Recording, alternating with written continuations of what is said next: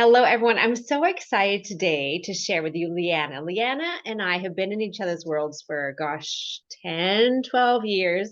She started All Done Monkey blog when I started, about the same time I started Kids Yoga Stories. She also is founder of the Multicultural Kid Blogs group, and we'll talk a little bit more about that. But the reason I want to have Leanna with us today is I wanted to dive into this topic a bit more about how do we make our yoga classes multicultural and inclusive? And I really see Leanna as the expert in this field. So I wanted to introduce you to her and have a little conversation about that. Thanks so much for taking the time, Leanna. I really appreciate you being with us. And I can't wait to dive into this topic. Me too. And thank you for inviting me here. I mean, like you said, you and I have known each other for a long time, so I feel like this is a really safe, trusted Mm, space where we can really talk about these issues that can be kind of difficult. And I appreciate the opportunity to talk about this topic because it's so important, and I think is something that we need to spend some time really going over and getting into the issues instead of just buzzwords and hopping on diversity because it seems trendy or it's in the news, but really to kind of dig deeper into what it means. exactly. Yes. And I would like to acknowledge that too. I'm coming from a Commonwealth background, right? My parents are British. I'm a Canadian. I'm Australian by marriage. So, and I live in America. So I'm a very much a Commonwealth background. And so I do acknowledge my fortunate background coming from that. And we can still be passionate about multiculturalism and find our journey as well and make our voices heard as well. So to get started, let's hear about your background, your work, your passion. Give us a little context. Sure. So, in terms of education, my background is in cultural anthropology. I also studied library and information science. Although I never actually got to work in a library, but that's something I feel passionate about, which is why now I'm a blogger and I focus on multicultural and global education with a particular emphasis on books because I just love children's books. Um, as you mentioned, I have my own blog, All Done Monkey. I founded Multicultural Kid Blogs. I also am the social media manager for Read Your World Multicultural Children's Book Day, which all kind of comes together around the idea of global education, raising world citizens, and that's something I've been passionate about for a long time. My husband's from Costa Rica, so we do a lot to try and raise our kids to learn about both cultures and to learn Spanish and just in general to be open to see themselves as citizens of the world and to I think that kind of encompasses a number of things, which of course are wanting to learn about other cultures and kind of decentering, the dominant culture, but also I think it also implies a sense of respect and how you approach other cultures that are different, and also a sense of responsibility towards your larger community. So that's something we've really tried to instill in our kids. I love that. I love that. And I love how similar our paths are. That though we met in person probably a decade ago, we haven't been in touch for a few years, but it's like it was yesterday, right? Because we share this deep passion of global education. We love books, multicultural. We love multiculturalism. When I first started Kids Yoga Stories, I had 6 yoga kids that were involved in all of my yoga cards and books in 6 different countries from all the different continents. And so that has always been something that's really important to me. I've taught in Guatemala. I've been to Costa Rica. That's where my interest of working in Guatemala began, is in Costa Rica. So in Australia, and so I share that with you. I love that. That's why we're obviously soul sisters in that way. I love it. So why do you think? So you're saying a few things there, Leanna, about why it's important. So it's great. There's a lot for educators. There's a lot on our plates. There's a lot we have to be mindful of. Now we have this added dimension of mental health of children. But why is it so important to always be thinking about how am I being multicultural, even if you have a group of children who are seemingly of the same culture, right? That's also important to me, that we're looking at not just who's in front of us, our population, but looking at that from that global lens. So why would you say it's important that we come to this lens of inclusivity? That's a great point that just because the kids in your classroom may all seem like they come from the same background, it's still important. And I think the first step is to look at what your intentions are in doing it. If you're doing it because you're supposed to, or because it's trendy, I think that will come through. But when it comes down to it, like when you said, when you mentioned the mental health, you want every kid in your class to feel like they belong. You want them to feel safe. You want them to feel included. And so that goes back to the idea of multiculturalism. So you could even, as you think about your intentions, you could even come up with a mantra for yourself about how all children feel safe in my classroom, or all children feel like all children belong in my classroom, or something like that. And if that's your intention, then I think that informs everything that you do, because I think too often diversity and multiculturalism can become like window dressing or tokenism. And we really want to avoid that, because that kind of a lot of times makes us feel like we can pat ourselves on the back that we've checked that off one. Because I think you're right, teachers have so much on their plates, and sometimes this can feel like one more thing. But if you think about it in terms of making it more like an overarching way to make the children feel safe and included in your classroom, I think that kind of changes your perspective, because we all want that for our kids. And if you're and like you said, even if they seem like kids that probably maybe don't have an issue feeling like they belong in your classroom, you want to kind of stretch them and help them be agents of change and help others feel safe and included, and kind of orient how they view themselves in the world as being more globally minded and respectful towards everyone. So I think that's really important. And, if you think about it, and as I'm sure you have, most of us, if you think back on who your own teachers were, most of us were taught by white women, often straight, able-bodied women. When you talk about yoga, they were often thin and what we tend to think of as having athletic bodies. And so if you think about that, then if you want kids to take this on as, talking about yoga, if you want them to take this on as their own practice, they have to see it as something that, as something that's for them, that they can belong to. And if they only see people who look different, then, or they don't see themselves represented in the images that you use or in the music, or, if you don't make your practices culturally relevant to them, then they may not see this as something that's really for them. I've talked to, for just to take an example from a related field, I did an interview recently with, I do a lot of IG Live interviews, and I talked to a librarian, and he shared an experience of, he actually shared this on his social media. This is Michael Threets. He's really wonderful. He's a librarian here in California, where he's African American. And there was a Black family that came in, and this little girl would not stop staring at him. And he thought, is there something wrong? Why she keep, because it wasn't, he couldn't tell if she was happy with him or not. She just kept looking at him. And the father came over and apologized. He said, sorry, I know she keeps looking at you. It's just she's never seen a Black librarian before. And so for that little girl, that changed her whole interaction with the library, because now she could say, well, maybe she could be a librarian, or maybe she would have some other career in books, but it had never occurred to her. And I talked to an awful lot of authors that they, for a very long time, they never considered becoming authors, because they had never seen an author that looked like them before.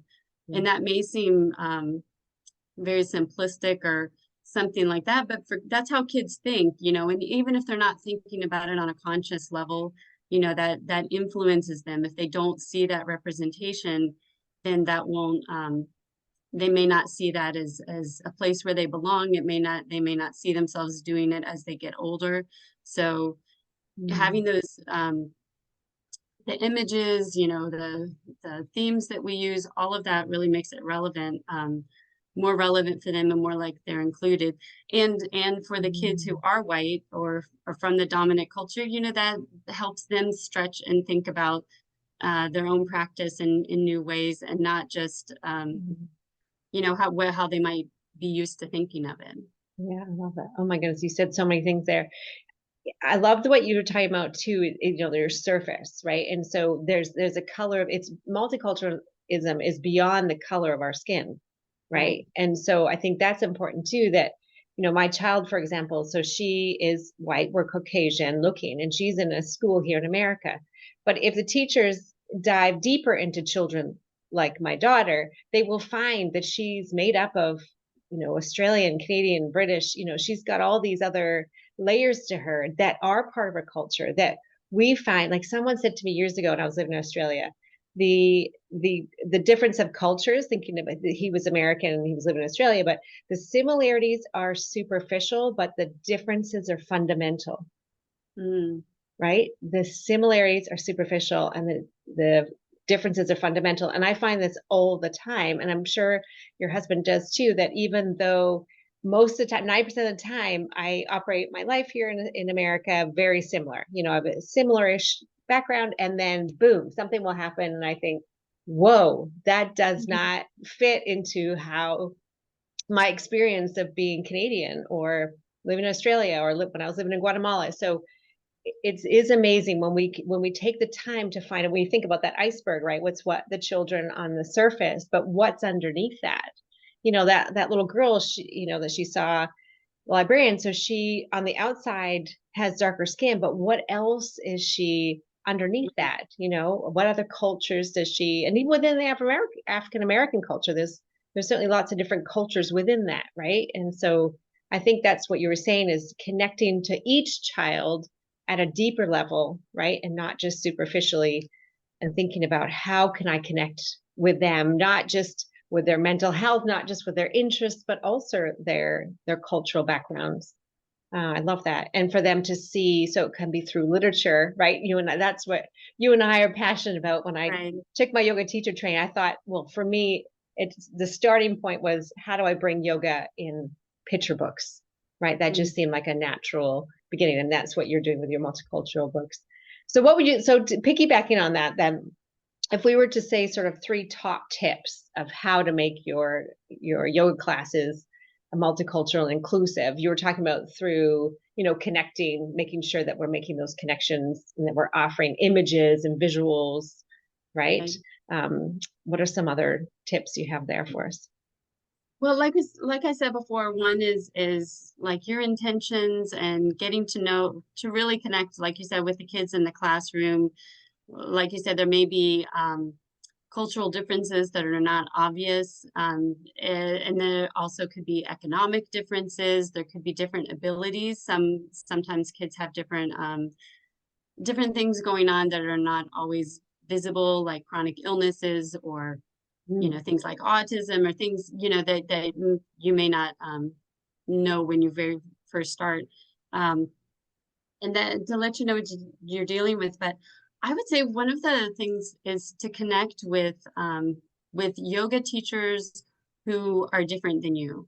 Yeah. And there are Mm. a lot of them online. I'm sure you can find some locally. Shout out to my friend who is at Nourishing Justly. That's her Instagram handle. She shares a lot about these issues on social media. So I've learned a lot talking to her and following her.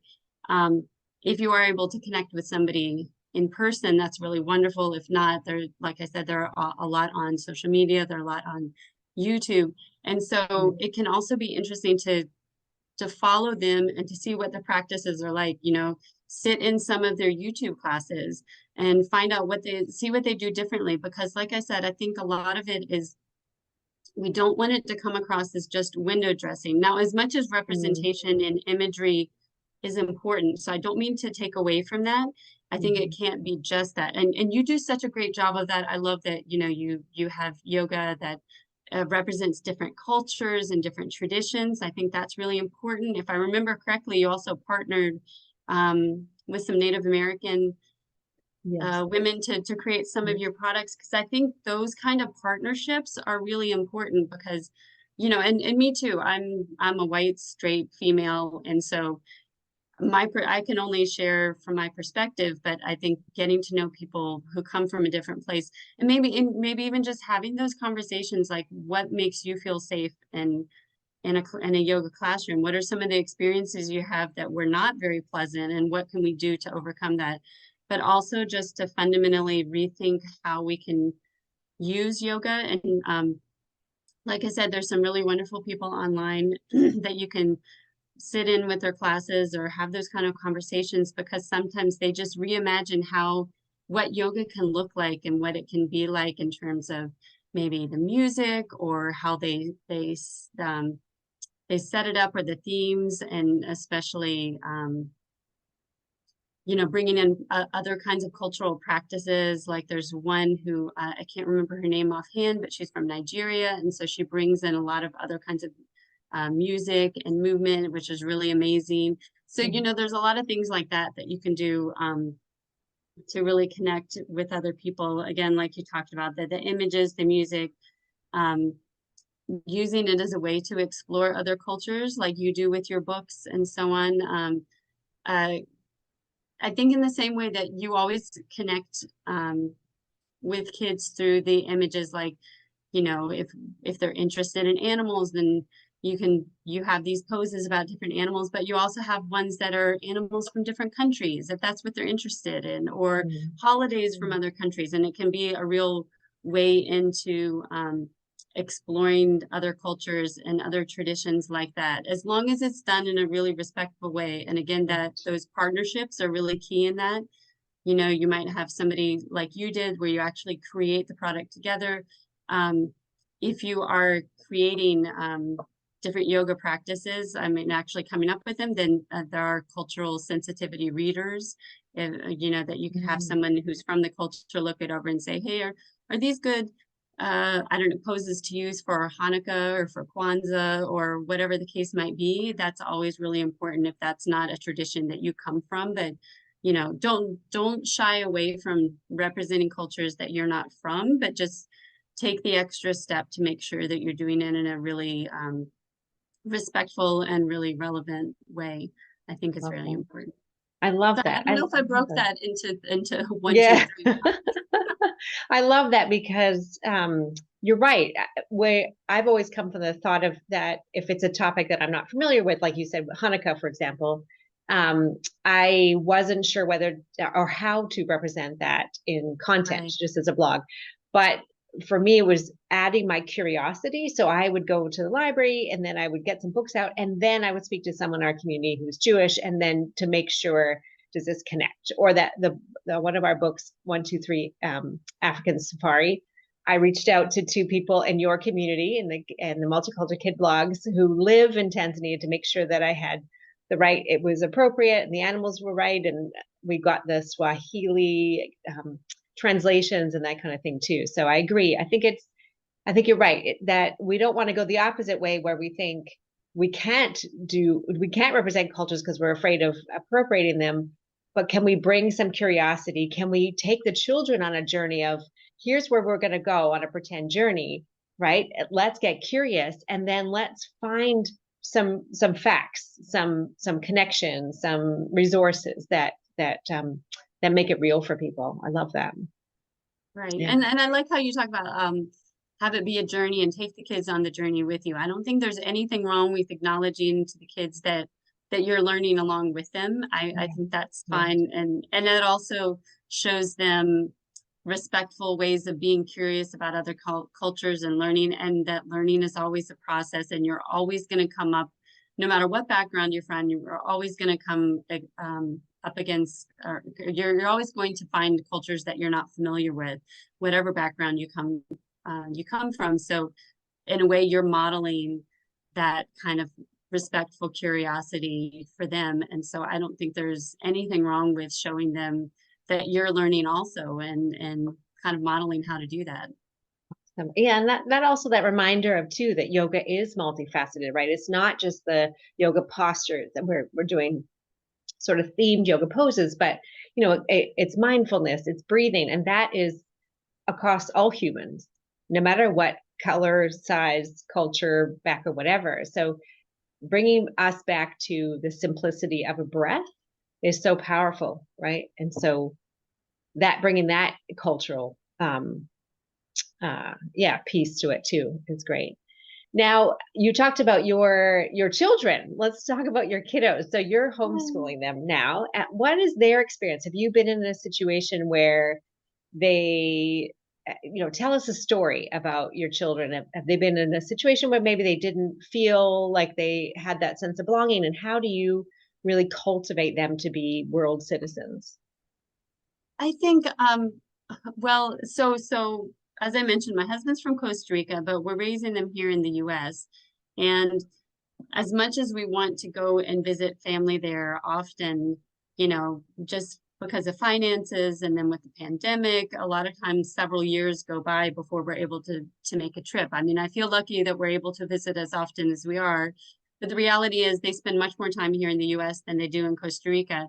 And so when they go there, they do feel out of place and out of step as much as we've tried to, teach them about the culture and the language, it's not the one that they're most comfortable and familiar with.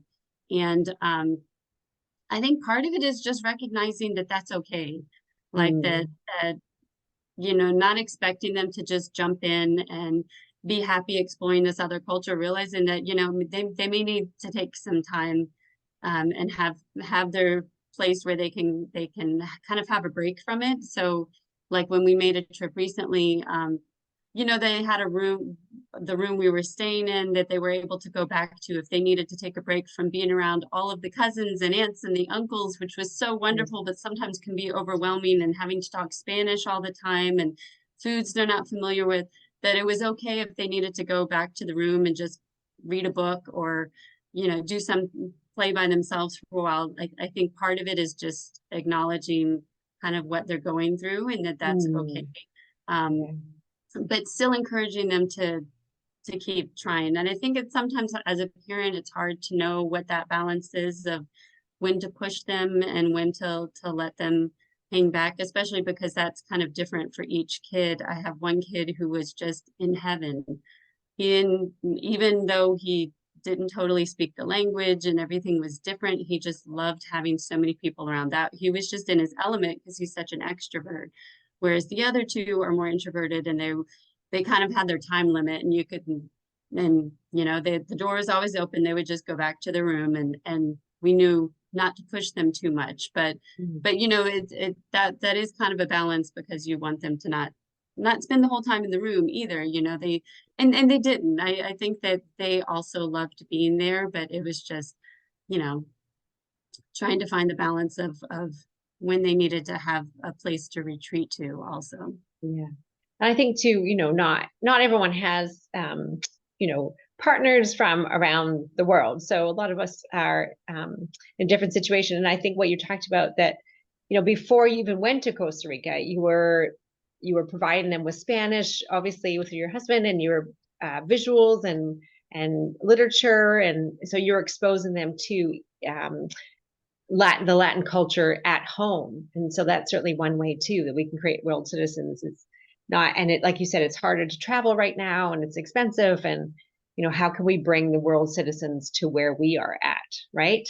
And that Right. leads me to, you've got to share. You must have some beautiful multicultural books Yes, that we could also share in a yoga class, right? I mean, story definitely. time is a great time to bring in SEL components, the connection, the bonding, being together, regulating, helping children come and be calm and organized, right? So through reading a story. Yes, and I you asked me to talk about some of my favorite multicultural books, and it's like impossible to choose just a few. So I'll focus on ones that have to do with the social emotional learning and wellness. And of course, this is not talking about your books, which I'm sure your audience is already familiar with, because those, of course, are also favorites. But I do have some of them I have copies with me, and some of them I don't. One, and I'm going to cheat a little bit and talk about a series. I don't know if I might need to unblur my background. So you can see this, and you can see my Yoda Oh, poster. But this is Kayla, a modern day princess, and she has a whole series that you follow Kayla until you finally get to the oh, last book where she's all grown up. But this is based on a real life girl who is now all grown up. And that's the daughter of the author, Dee Dee Cummings, who's somebody I get to work with. She's really wonderful and she's a therapist. And so woven throughout these books is a lot of information about social emotional learning. For example, let's see if I can find it quickly. There's a lot of talk about like self-love and recognizing all of the things. Like here she is with a picture, picturing herself Oh, as a princess, and but also there are times when she goes through difficult times, and she incorporates things like finding anchors. I was going to see I don't know if I can find the picture quickly, but the illustrations are beautiful. That was my first gorgeous. reaction. They're Yes, gorgeous. Yeah, they love it. are. Um, I know there's one book where she talks about anchors, about what to do when you're really sad and you're having a hard time, Mhm. and to have Kayla has a box of special things that she can pull out that have oh, here it is. She has a collection, like she has a rock collection that reminds her of certain things. She has pictures that remind me kind of like a scrapbook, but a little box of things that help kind of ground her and remind her of better times. And so Dee Dee Cummings is really, she has a lot of different books. I mean, this is just one series, but she kind of weaves that into the story of how Kayla is using it to help her with different challenges. So I really Love that. recommend that series. Another one is by somebody else who's from Multicultural Kid Blogs, and that's Little Bun. This is from Amanda Singh Blodgett, and actually she did it with her daughter Emily Blodgett, who did the illustrations. Oh, And it's a sweet. bilingual storybook about feelings. And this is like a little steamed bun that Oh, is from Taiwan, which is where Amanda's from. But the way it's done, this would be for young kids, and it's bilingual in Chinese and English, but it's the little bun talking about all these different emotions. So what wow. it's like when little bun is not happy, what does he do when he's not, like, what does it look like? What does it feel like? What does it look like when little bun is excited? So this is an easy one, whether you speak Chinese or not. This is like a really fun one to talk to kids about feelings. But it's also kind of fun because it has the element of talking, and just the illustrations are so cute of this little bun with all Sweet. these different expressions. Love Um, it. and then another one that I want to talk about that unfortunately I just donated my copies, so I don't have one to show you, but it's really gorgeous. It's by Pierce Freelon.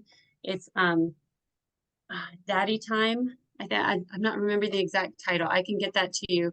But he's an African American author from my home state of North Carolina, and it talks all about. I mean, ostensibly, it's a story about a boy going camping with his father, but it really incorporates. They do yoga in the book. They get out in nature, and so it's a lot about how they're dealing with the loss of the grandfather who's passed away, and how they can kind of connect with him, with his memory, and deal with their own emotions, acknowledging their own emotions, and doing yoga and breathing to kind of help with that, getting out in nature to help ground themselves. It's a really wonderful book. He Yeah. also did Daddy Daughter Day, which is a similar book, but about a dad and his daughter. And again, representation of African American men, really positive representation. And Tamika Fryer Brown.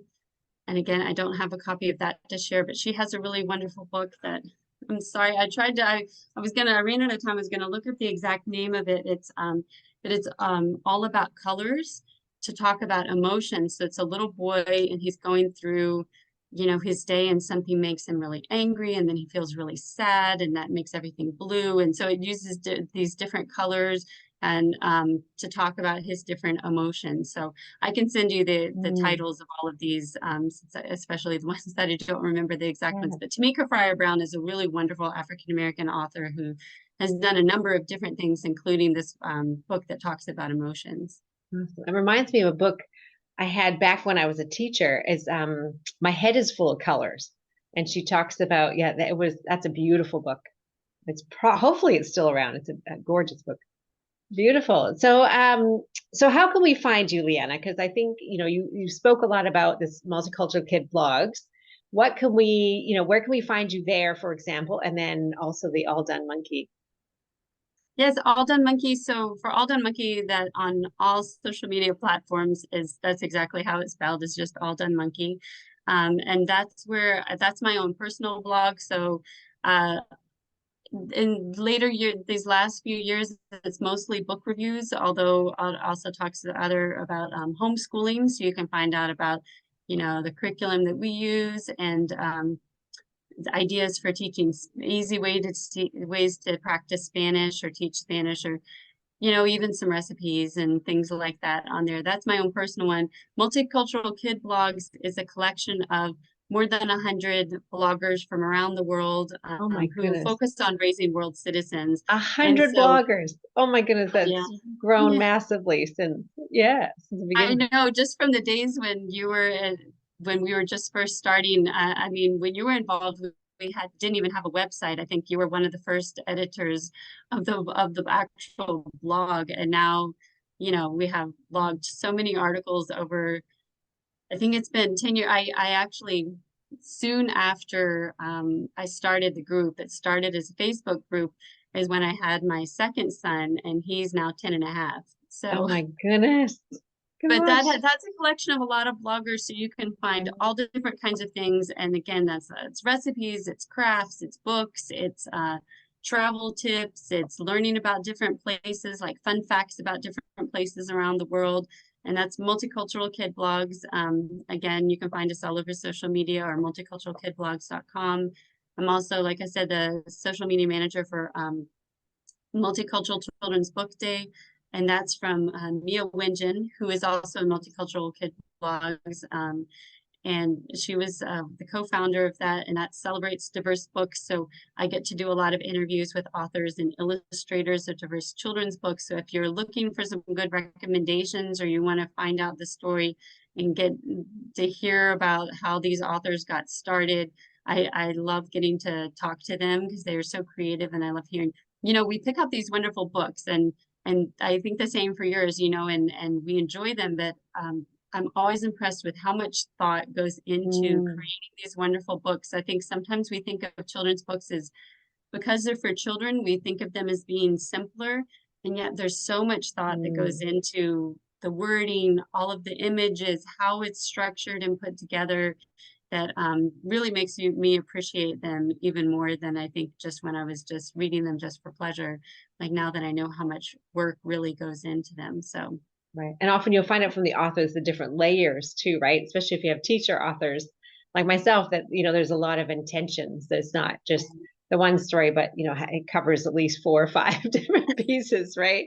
Yeah, I love exactly, it. yes. Yeah, All these things that are so great. happening in the background, which again is why it's so important to have multicultural classrooms and books, is because kids do absorb all these images and lessons, even the ones that are not maybe as explicit. They're all there, so we want to make sure they're getting the right ones, and because they just soak it all in. Right. Beautiful. Oh, thank you so much, Leanna. I so appreciate your time and for sharing. And I feel like this is just the beginning. Please, all of our listeners, please check out Multicultural Kid Blogs and All Done Monkey. They're really your one-stop shop as well for all these resources. Thank you so much, Leanna. I truly appreciate you. Thank you so much. I appreciate it. See you then.